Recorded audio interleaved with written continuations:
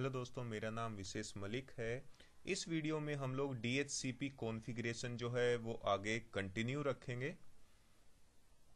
तो जैसे कि लास्ट वीडियो के अंदर हमने DHCP सर्वर कैसे इंस्टॉल करते हैं, कैसे कॉन्फ़िगर करते हैं और क्लाइंट को DHCP सर्वर कैसे आईपी एड्रेस प्रोवाइड करता है, ये डिस्कस किया था। अब हम लोग DHCP सर्वर के अंदर एक और ऑप्शन डिस्कस करेंगे, दैट इज रिजर्वेशन। अब बात आती है कि रिजर्वेशन होता क्या है। सिंपल वर्ड में अगर मैं एक्सप्लेन करूं कि DHCP सर्वर जो है एक्चुअल में फर्स्ट कम फर्स्ट सर्व के बेस पर काम करता है कि DHCP सर्वर के पास जिस क्लाइंट की रिक्वेस्ट सबसे पहले आ गई, DHCP सर्वर उस क्लाइंट को फर्स्ट आईपी एड्रेस प्रोवाइड कर देता है। बट अगर मैं चाहता हूं कि DHCP सर्वर जो है एक इंडिविजुअल सिस्टम को always same IP address provide करे, चाहे उस क्लाइंट की रिक्वेस्ट सबसे पहले आए या सबसे बाद में आए, DHCP सर्वर उस क्लाइंट को ऑलवेज सेम आईपी एड्रेस ही प्रोवाइड करे। तो इस के लिए हम लोग यूज करते हैं रिजर्वेशन। ठीक है, चाहे तो आप यहां पर रीड भी करके देख सकते हैं। A reservation ensures that a DHCP client is always assign the same IP addresses. ठीक है, तो अगर आप रिजर्वेशन कॉन्फ़िगर करना चाहते हैं तो जस्ट एक रिक्वायरमेंट होती है कि जिस भी क्लाइंट के लिए आप आईपी एड्रेस रिजर्व करना चाहते हैं DHCP सर्वर पर, उस क्लाइंट का आपके पास में मैक एड्रेस अवेलेबल होना चाहिए। तो मैं ऐसा करता हूं, एक क्लाइंट पर चलता हूं और इसका मैक एड्रेस चेक करता हूं कि जिस क्लाइंट को DHCP सर्वर ने 1.150 आईपी एड्रेस प्रोवाइड किया था, उसका मैक एड्रेस क्या है। तो मैक एड्रेस चेक करने के लिए कमांड होती है गेट मैक। देखिए, गेट मैक के थ्रू क्लाइंट का ये मैक एड्रेस डिस्प्ले हो गया है। अब जस्ट इस मैक एड्रेस को एक बार नोट कर लीजिए आप सभी लोग। तो ये नोट कर लिया है हमने। तो इसको जस्ट DHCP सर्वर पर चलते हैं और DHCP सर्वर पर उस क्लाइंट के लिए रिजर्वेशन कॉन्फ़िगर करने के लिए रिजर्वेशन पर राइट क्लिक कीजिए और न्यू रिजर्वेशन पर क्लिक कीजिए। अब सबसे पहले आप यहां पर किस नेम से आप रिजर्वेशन करना चाहते हैं। मान लीजिए उस क्लाइंट का नेम है प्रीत, जिसके लिए आप इसे कॉन्फ़िगर करना चाहते हैं। तो जस्ट प्रीत यहां पर नेम प्रोवाइड कीजिए और प्रीत यूजर की मशीन के लिए आप क्या आईपी एड्रेस रिजर्व करना चाहते हैं। अब रिजर्वेशन करते हुए एक चीज ध्यान रखना है कि जिस क्लाइंट के लिए आप जो भी आईपी एड्रेस DHCP सर्वर पर रिजर्व कर रहे हैं, वो आईपी एड्रेस एक्सक्लूडेड रेंज या एक्सक्लूडेड आईपी एड्रेस नहीं होना चाहिए। तो ये थोड़ा सा कंफर्म कर लीजिएगा।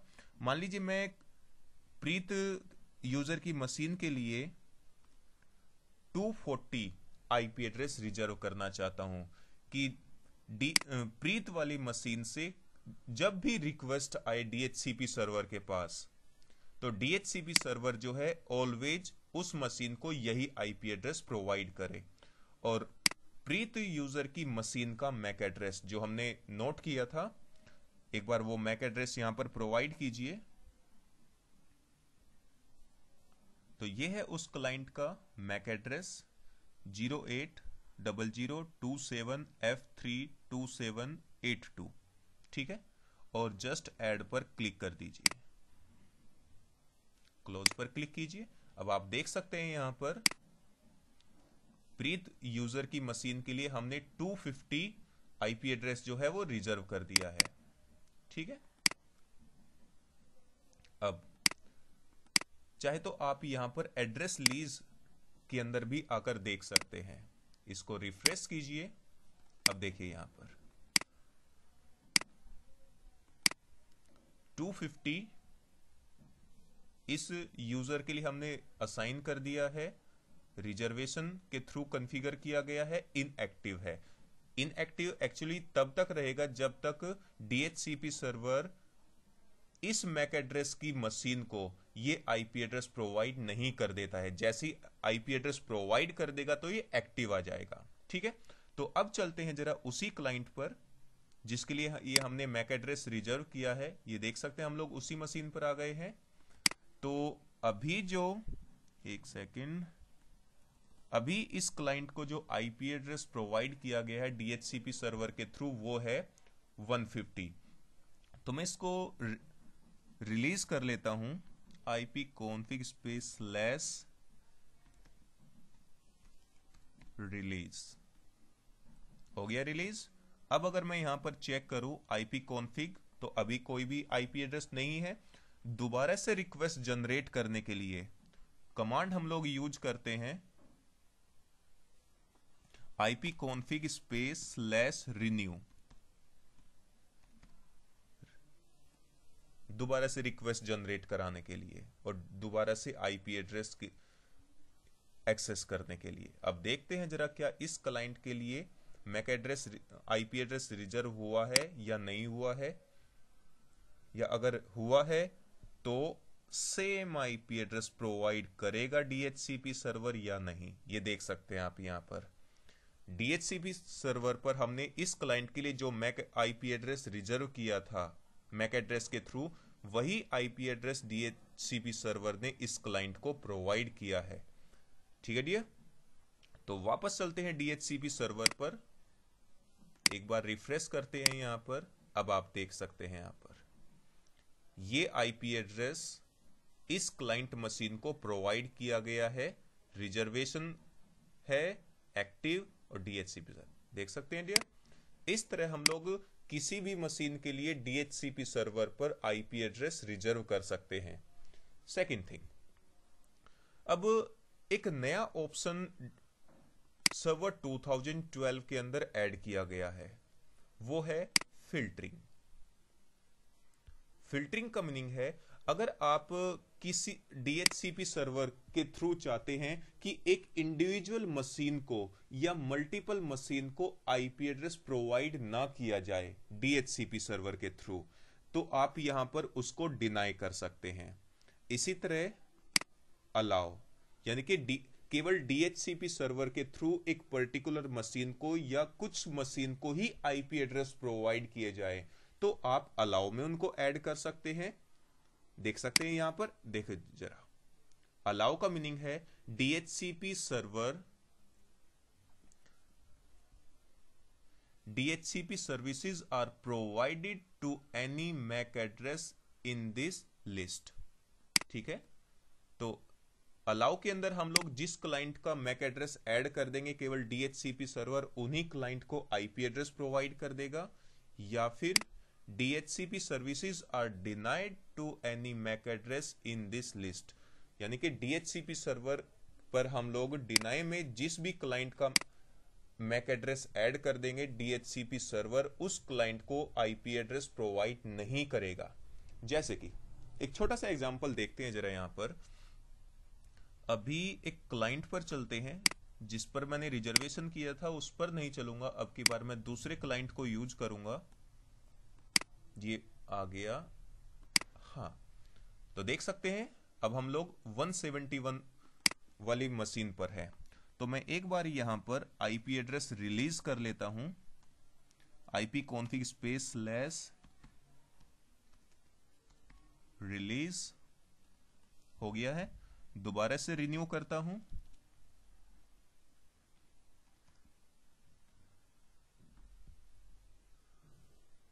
देखते हैं अगेन 171 आईपी एड्रेस ही प्रोवाइड किया, यानी कि प्रॉपर प्रोवाइड कर रहा है। अब मैं चाहता हूं कि डीएचसीपी सर्वर इस क्लाइंट को कभी भी कोई भी आईपी एड्रेस प्रोवाइड ना करे।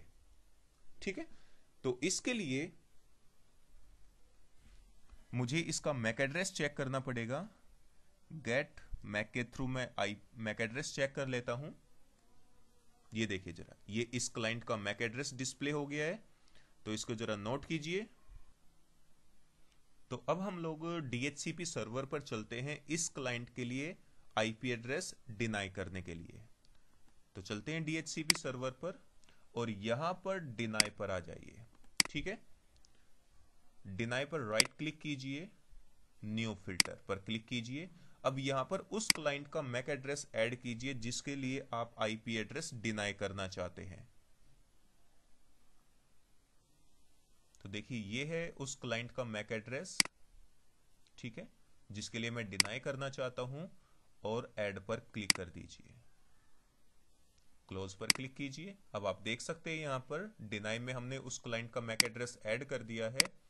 तो मैं अब एक चीज ध्यान रखना, देखो बाय डिफॉल्ट जब भी आप अलाउ या डिनाई के अंदर कोई भी मैक एड्रेस ऐड करेंगे, इसकी जो एंट्री है वो बाय डिफॉल्ट डिसेबल होती है, क्योंकि आप यहां पर देख सकते हैं अलाउ और डिनाई दोनों पर ही ये डाउन एरो का सिंबल आया हुआ है। तो इसे इनेबल करने के लिए राइट क्लिक कीजिए और इनेबल पर क्लिक कीजिए। अब देखो यहां पर ये जो डाउन एरो का सिंबल है वो यहां से हट चुका है, यानी कि इसकी ये जो डिनाई का जो ऑप्शन है वो इनेबल हो गया है। अब एक बार रिफ्रेश कीजिए, ठीक है। अब चलते हैं उसी क्लाइंट पर, ये है 171। चाहे तो आप दोबारा से आईपी एड्रेस चेक करा सकते हैं इसका आईपी कॉन्फ़िग के थ्रू। अभी क्या है आईपी एड्रेस 171। मैं इस आईपी एड्रेस को रिलीज करता हूं,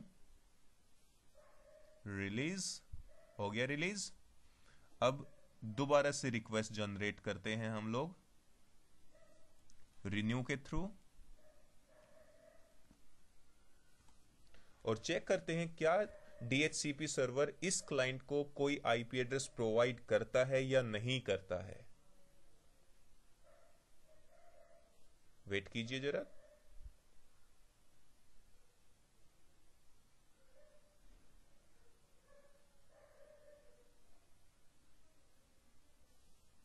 देखिए काफी टाइम हो गया है, DHCP सर्वर ने इसको कोई भी आईपी एड्रेस प्रोवाइड नहीं किया है। वेट कीजिए थोड़ा और। देखिए काफी टाइम हो चुका है, अभी तक DHCP सर्वर ने इसको आईपी एड्रेस प्रोवाइड नहीं किया है और ना ही ये कभी भी करेगा, ठीक है। तो डियर इस तरह हम लोग DHCP सर्वर पर किसी भी एक इंडिविजुअल यूजर के लिए आईपी एड्रेस जो है वो डिनाई कर सकते हैं। अब एक बार इसी क्लाइंट के लिए मैं DHCP सर्वर पर चलता हूं, ठीक है, और इस ऑप्शन को दोबारा से मैं डिनाई कर देता हूं, यानी कि डिसेबल कर देता हूं। हो गया डिसेबल, ये डाउन एरो का सिंबल आ गया है। एक बार इसको रिफ्रेश करते हैं और चलते हैं उसी क्लाइंट पर, ठीक है। देखो अभी प्रोवाइड नहीं किया है, दोबारा से मैं जनरेट करता हूं रिन्यू के थ्रू रिक्वेस्ट को। अब देखिए जरा, अब DHCP सर्वर ने इस क्लाइंट को वो आईपी एड्रेस प्रोवाइड कर दिया है, ठीक है डियर। आई थिंक ये कॉन्सेप्ट आपका क्लियर हो गया होगा। अब थोड़ा सा और एक्स्ट्रा हम लोग डिस्कस करते हैं। जैसे कि हमने अपने DHCP सर्वर पर एक विशु नाम से स्कोप क्रिएट किया हुआ है, और स्कोप के अंदर हम लोगों ने कुछ रेंज डिफाइन की हुई है। ये हमारी टोटल रेंज है डिस्ट्रीब्यूशन पर्पज के लिए, और ये हमने एक्सक्लूड किए हुए हैं कुछ एड्रेसेस। अगर मान लीजिए आप फ्यूचर में इन एक्सक्लूडेड एड्रेसेस को भी क्लाइंट के लिए यूज करना चाहते हैं, तो इसके लिए जस्ट आपको इस पर राइट क्लिक करना है और इस एक्सक्लूडेड एड्रेस को आप डिलीट कर दीजिए। इसको भी राइट क्लिक कीजिए, इसको भी डिलीट कीजिए। तो अब इन एड्रेसेस को जिसको हमने एक्सक्लूड किया हुआ था उनको भी आप लोग यूज कर सकते हैं। इसके बाद कुछ और ऑप्शन डिस्कस करते हैं, जैसे कि इसके अंदर आपने रेंज डिफाइन की हुई है 150 टू 250। तो अगर आप इसके अंदर भी कुछ मॉडिफिकेशन करना चाहते हैं, इसको एक्सटेंड करना चाहते हैं, तो स्कोप पर आप राइट क्लिक कीजिए और प्रॉपर्टीज के अंदर जाइए, ठीक है। चाहे तो आप यहां से स्कोप का नेम भी चेंज कर सकते हैं, चाहे तो आप इस रेंज को इंक्रीज या डिक्रीज कर सकते हैं, ठीक है। और चाहे तो आप इसको यहां पर जो लीज ड्यूरेशन थी, जो मैंने वहां पर बताया था कि जब भी आप स्कोप क्रिएट करते हैं by default lease duration 8 days होती है, वहां से आप मैक्सिमम 999 डेज कर सकते हैं और यहां से आप उसको अनलिमिटेड कर सकते हैं। अप्लाई पर क्लिक कीजिए एंड ओके। ठीक है डियर, एक बार वेरीफाई करते हैं। ये देखिए जरा, अभी एडिट नहीं हुई है, एक बार इसको रिफ्रेश करते हैं। ये देखिए जरा, चेंज हो गया है यहां पर जो हमने रेंज डिफाइन की थी। ठीक है, दोबारा से उसकी प्रॉपर्टीज में चलते हैं हम लोग स्कोप की। एक और ऑप्शन वहां पर हम लोग देखते हैं, यहीं पर एक एडवांस टैब आता है, इसको सिलेक्ट कीजिए। अब देखिए यहां से आप उस डिले ड्यूरेशन को इंक्रीज भी कर सकते हो और डिक्रीज भी कर सकते हो। जो भी आप डिफाइन करना चाहते हो वो आप यहां से कर सकते हो। तो इस तरह हम लोग DHCP सर्वर की स्कोप के अंदर एडिटिंग या मॉडिफिकेशन भी कर सकते हैं। इसी के साथ साथ अब मान लीजिए, अब जरा एक और ऑप्शन डिस्कस करते हैं। मान लीजिए हम लोगों ने DHCP सर्वर पर मल्टीपल स्कोप्स क्रिएट किया हुआ है, जैसे कि यहां पर हमने विशेष के नाम से, एक सेल्स के नाम से और एक विशु के नाम से हमने स्कोप क्रिएट की हुई है। और इन सभी स्कोप का IP एड्रेस जो है DHCP सर्वर क्लाइंट को प्रॉपर प्रोवाइड कर रहा है। अब मान लीजिए किसी भी रीजन से एक स्कोप जो है एक्सीडेंटली डिलीट हो गई या 2 स्कोप एक्सीडेंटली डिलीट हो गई, तो उस स्कोप का IP एड्रेस क्लाइंट को प्रोवाइड नहीं कर पाएगा DHCP सर्वर। तो इसके लिए हम लोग DHCP सर्वर की सभी स्कोप का बैकअप जो है वो क्रिएट कर सकते हैं। ठीक है, और DHCP सर्वर का बैकअप क्रिएट करने के लिए आप DHCP सर्वर कंप्यूटर नेम पर राइट क्लिक कीजिए और यहां पर ऑप्शन आता है बैकअप, इस पर क्लिक कीजिए। देखिए बाय डिफॉल्ट जो बैकअप लोकेशन होती है वो C ड्राइव के अंदर, विंडोज डायरेक्टरी के अंदर, सिस्टम 32 के अंदर DHCP नाम से एक डायरेक्टरी होती है जहां पर बैकअप स्टोर होता है DHCP सर्वर का। ठीक है, तो आप जस्ट इसको सिलेक्ट कीजिए या फिर इसको जस्ट सिलेक्ट कीजिए और ओके पर क्लिक कर दीजिए। देख सकते हैं बैकअप क्रिएट हो गया है DHCP सर्वर का। अब ऐसा करते हैं हम लोग कि कुछ स्कोप जो है वो डिलीट कर देते हैं। ठीक है, मान लीजिए ये कुछ स्कोप जो है वो एक्सीडेंटली डिलीट हो गई है।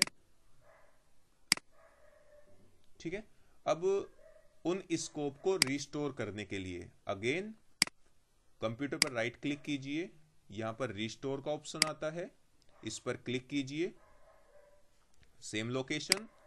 ठीक है, ओके कीजिए। देखिए यहां पर would you like to do this now, yes पर क्लिक कीजिए। थोड़ा वेट कीजिए यहां पर। देखिए जो डेटाबेस था वो हमारा सक्सेसफुली रिस्टोर्ड हो गया है। अब चेक करते हैं जरा, IP वर्जन 4 को एक्सपेंड कीजिए। अब देखिए जरा, जो हमारी स्कोप जो है वो एक्सीडेंटली डिलीट हो गई थी विशेष और सेल्स के नाम से, वो स्कोप हमें सक्सेसफुली हमने रिकवर कर लिया है। तो इस तरह डियर हम लोग DHCP सर्वर का बैकअप भी क्रिएट कर सकते हैं।